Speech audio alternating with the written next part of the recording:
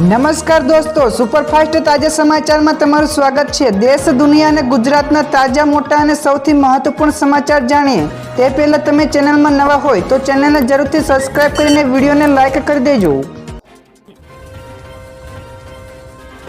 સૌથી પહેલા દોસ્તો આપણે વાત કરીએ તો આદ્રા નક્ષત્રમાં ગુજરાતમાં સારો એવો વરસાદ પડશે ત્યારે હવામાન નિષ્ણાત અંબાલાલ પટેલે ચોમાસાને લઈને મોટી આગાહી કરી છે। ત્યારે આગાહી અનુસાર આદ્રા નક્ષત્રમાં સારો એવો ભારે વરસાદ થશે તો 9 થી લઈને 21 જૂન સુધી મહારાષ્ટ્રમાં ભારે વરસાદ થશે। આથી ગુજરાતમાં પણ 17 થી લઈને 19 જૂનની વચ્ચે સારા એવા વરસાદનું અનુમાન લગાવ્યું છે। તેમજ ગુજરાતમાં તારીખ 22 થી લઈને 25 જૂનની વચ્ચે આદ્રા નક્ષત્રમાં સારો એવો વરસાદ થવાની સંભાવના છે।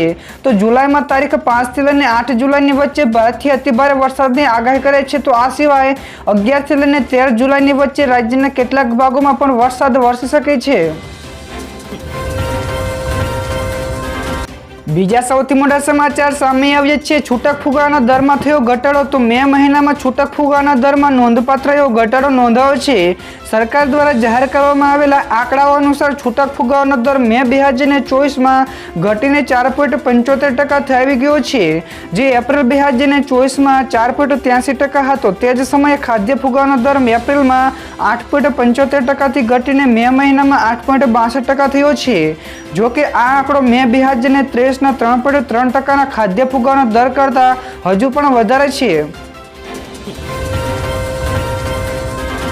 આગળ દોસ્તો વધુ એક સૌથી મોટા સમાચાર મળ્યા છે। સીએમ ભૂપેન્દ્ર પટેલના નામે બન્યો નવો રેકોર્ડ તો લોકસભાની ચૂંટણી સમયે ગુજરાત વિધાનસભાની પણ પેટા ચૂંટણીના યોજાવાની હતી, જે ધારાસભ્યોએ પણ શપથ ગ્રહણ કર્યા હતા।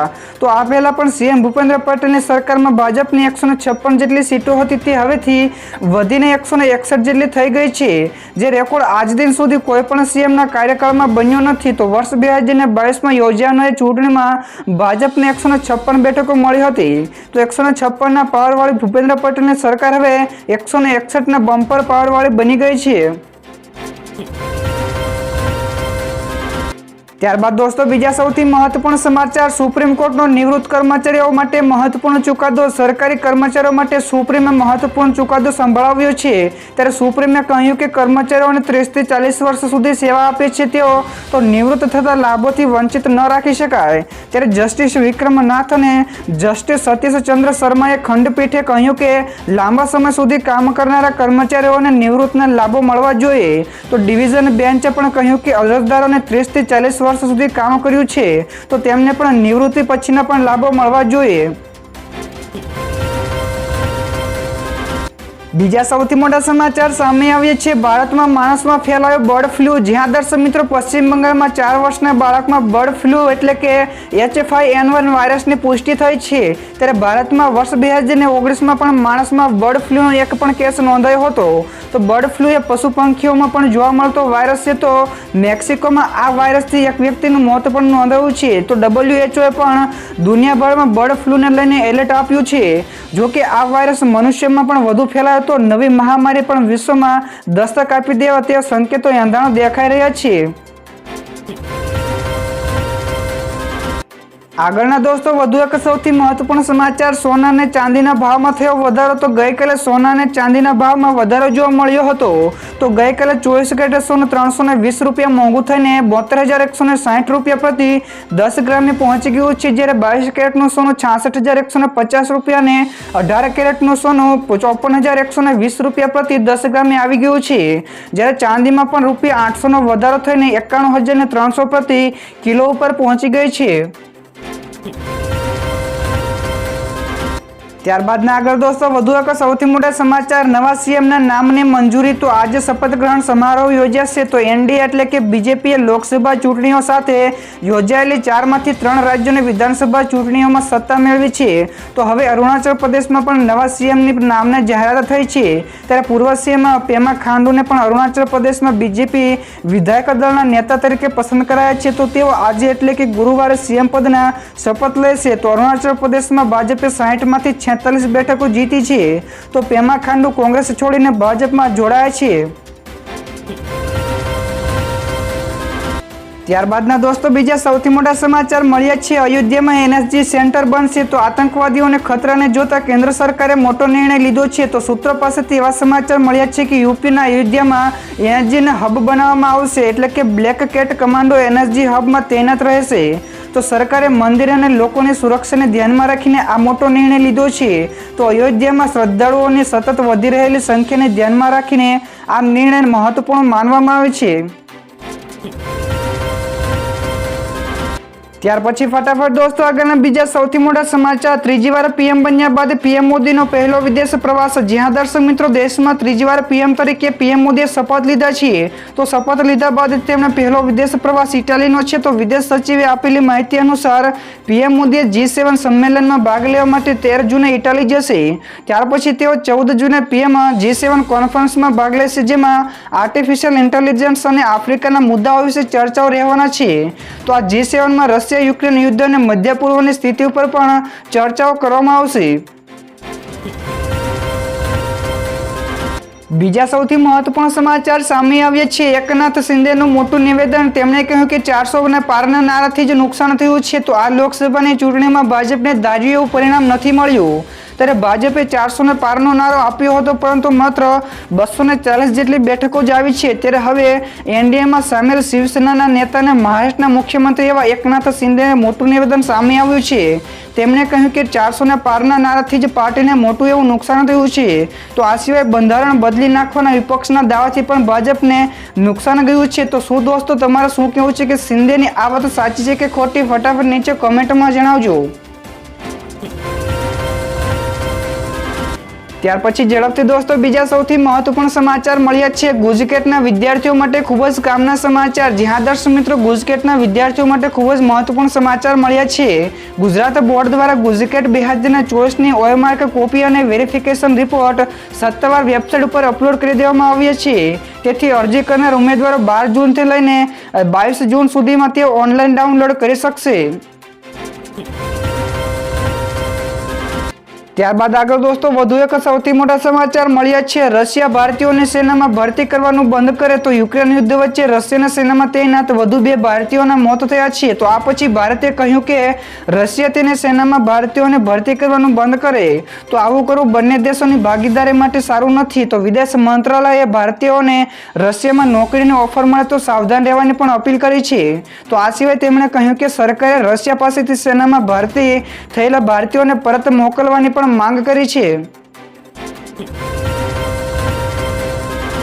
તો દોસ્તો આ સિવાયના બીજા સૌથી મહત્વપૂર્ણ સમાચાર મળ્યા છે. ગઈકાલે સીએમ ભૂપેન્દ્ર પટેલની અધ્યક્ષતામાં યોજી કેબિનેટની બેઠક. તો ગાંધીનગરમાં સીએમ ભૂપેન્દ્ર પટેલની અધ્યક્ષતામાં યોજાયેલી કેબિનેટની બેઠક પૂર્ણ થઈ ગઈ છે. જેમાં રાજકોટ અગ્નિકાંડ મામલે એસઆઈટીના રિપોર્ટ્સ અને સ્માર્ટ મીટર બાબતે ચર્ચાઓ કરાઈ છે. તો કેબિનેટમાં કેન્દ્ર સરકારને અભિનંદન પણ પ્રસ્તાવિત પારિત થયો છે. આ સિવાય શાળાઓમાં પ્રવેશ ઉત્સવ સહિતની નવી યોજનાઓ પર પણ ચર્ચાઓ થઈ હતી. ત્યારે દોસ્તો નોંધનીય છે કે લોકસભાની આચારસંહિતા પૂરી થયા બાદ ગઈકાલે રાજ્યમાં પહેલી કેબિનેટની બેઠક મળી હતી. ત્યાર પછીના દોસ્તો આગળના બીજા સમાચાર શેર માર્કેટ વિશે પણ મળ્યા છે. તો ગઈકાલે શેર બજાર સુધારા સાથે બંધ થયું હતું. તો ગઈકાલે શેર બજારમાં સુધારા સાથે સેન્સેક્સમાં 100 પોઈન્ટ સુધરીને 76,456ની સપાટીએ બંધ થયો હતો. તો એનએસસીના નિફ્ટીનો સૂચકાંક પણ ઓલ ટાઈમ હાઈની ટચ કરીને 58 અંક સુધરીને 23,323ના અંક ઉપર બંધ થયો હતો. તો બેંક નિફ્ટીમાં પણ ગઈકાલે ટ્રેન્ડિંગ સેશન્સના અંતે 95 પોઈન્ટ સુધરીને 49,801 અંક ઉપર બંધ રહ્યો હતો. તો દોસ્તો ત્યાર પછીના બીજા સૌથી મોટા સમાચાર મળ્યા છે. બાળક અકસ્માત સર્જાશે તો વાલીને થશે કેદ. જ્યાં દર્શક મિત્રો બાળકોને ગાડી આપનાર વાલીઓને પાઠ શીખવવા માટે ગઈકાલે અમદાવાદના traffic police commissioner, RTO, DEO, એએમસીના અધિકારીઓ એક મહત્વપૂર્ણ સેમિનાર યોજ્યો હતો. તો ડીસીપી સફીન હસનની આગેવાનીમાં આ કાર્યક્રમ યોજવામાં આવ્યો હતો. જેમાં જણાવ્યું છે કે લાયસન્સ વગર બાળક વાહન ચલાવશે તો કડકમાં કડક કાર્યવાહી કરવામાં આવશે. તો બાળક અકસ્માત સર્જાશે તો તેના નામે વાહન હશે તેને 25,000 રૂપિયાનો દંડ થશે અને 3 વર્ષની કેદની સજા પણ થશે. તો દોસ્તો બીજા સૌથી અગત્યના સમાચાર મળ્યા છે. અગ્નિકાંડ બાદ છટકબારીના ખેલો શરૂ થયા છે. તો રાજકોટ અગ્નિકાંડ બાદ શાળાઓ દ્વારા છટકબારી શોધવાના ખેલો શરૂ થઈ ગયા છે. જેમાં સુરતના શાળા સંચાલકોએ તમામ જવાબદારીનો ટોપલો વાલીઓ પર નાખી દીધો છે। ત્યારે ગઈકાલે શાળાઓએ તમામ વાલીઓ પાસેથી બાળકોની જવાબદારીનું સોગંદનામું પણ લીધું છે, જેમાં કહેવામાં આવ્યું છે કે શાળાએ લઈ જતી સ્કૂલ વાનમાં જે વાલીઓ બેસાડે છે તે તમામ જવાબદારી વાલીઓની રહેશે। તો તેમાં વાલીઓએ ડિક્લેરેશન પણ ફોર્મ ભરવું પડશે। ત્યાર પછી આગળ દોસ્તો વધુ એક સૌથી મોટા સમાચાર સામે આવ્યા છે। ઇઝરાયેલી ટેકનોલોજીથી રથયાત્રા ઉપર રખાશે નજર। જ્યાં દર્શક મિત્રો અમદાવાદમાં 7 જુલાઈના રોજ ભગવાન જગન્નાથના નગર ચર્ચા નીકળવાના છે, જેને લઈને પોલીસ અને તંત્ર દ્વારા તમામ તૈયારીઓ કરવામાં આવી રહી છે। જોકે રથયાત્રાની સુરક્ષા પોલીસ માટે પડકારરૂપ બની જતી હોય છે, ત્યારે પોલીસ દ્વારા તમામ સંવેદનશીલ વિસ્તારોમાં ડ્રોન દ્વારા બાજનખર રાખવામાં પણ આવી રહી છે। જોકે આ વખતે પોલીસે ઇઝરાયેલી ટેકનોલોજીની મદદથી રથયાત્રા ઉપર તમામ રૂટો પર નજર રાખવામાં આવશે। ત્યાર પછી ફટાફટ દોસ્તો આગળના બીજા સૌથી મહત્વપૂર્ણ સમાચાર। 24 જૂનથી લોકસભાનું પ્રથમ સત્ર શરૂ થશે। નવી સરકાર બન્યા બાદ સંસદનું પ્રથમ સત્રની તારીખ પણ આવી ચૂકી છે। તો કેન્દ્રીય મંત્રી કિરણ રિજિજુએ માહિતી આપી છે કે લોકસભાનું પ્રથમ સત્ર 24 જૂનથી શરૂ થશે અને 3 જુલાઈ સુધી ચાલશે। ત્યારે રાજ્યસભાનું પ્રથમ સત્ર 27 જૂનથી 3 જુલાઈ સુધી બોલાવવામાં આવશે। તો આ દરમિયાન નવા સભ્યોના શપથ ગ્રહણ સમારોહનું પણ આયોજન કરવામાં આવશે। તો રાષ્ટ્રપતિ દ્રૌપદી મુર્મુ 27 જૂને લોકસભા અને રાજ્યસભાના સંયુક્ત સત્રને પણ સંબોધન કરશે। ત્યારબાદના દોસ્તો બીજા સૌથી અગત્યના સમાચાર મળ્યા છે। 6.6% રહેશે ભારતનો નવો જીડીપીનો દર। જ્યાં દર્શક મિત્રો વિશ્વ વર્લ્ડ બેંકે નાણાકીય વર્ષ 2024-25 માટે ભારતના જીડીપી વૃદ્ધિનું અનુમાન 6.6% ઉપર જાળવી રાખ્યું છે। તો વિશ્વ બેંકે ફાઇનાન્શિયલ યર 2026 માટે ભારતની અર્થવ્યવસ્થા 6.5% અને ફાઇનાન્શિયલ યર 2027માં 6.8% રહેવાનો અંદાજ પણ મૂક્યો છે। તો વિશ્વ બેંકે આ સિવાય કહ્યું કે ભારત વિશ્વની સૌથી મોટી અર્થવ્યવસ્થાઓમાં સૌથી ઝડપથી વિકસતો દેશ છે। જો કે ભારત વિસ્તરણની ગતિ ધીમી પડે તેવી પણ શક્યતાઓ દર્શાવી છે।